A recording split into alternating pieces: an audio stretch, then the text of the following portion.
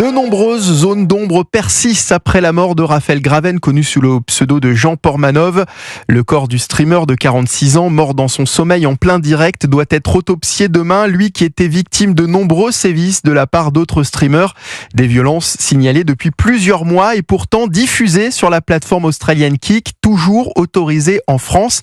Averti depuis plusieurs mois, l'Arcom n'a pas bougé le petit doigt. Jean-Baptiste Marty, c'est pourtant bien le rôle de cette autorité publique dite indépendante. Oui, car en plus de son statut de gendarme de l'audiovisuel, l'Arcom est aussi le régulateur des plateformes numériques depuis début 2022.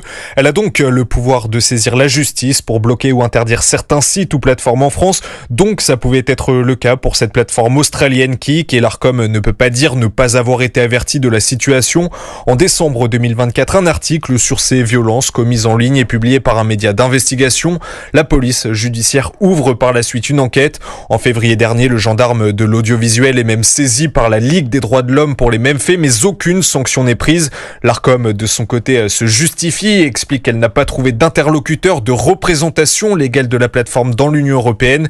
Quoi qu'il en soit, l'instance aurait dû exiger, en vertu du règlement sur les services numériques, d'être mise en relation avec un dirigeant de la plateforme et de prendre des mesures en attendant cela, chose qu'elle n'a donc jamais faite. Jean-Baptiste Marty du service police-justice d'Europe.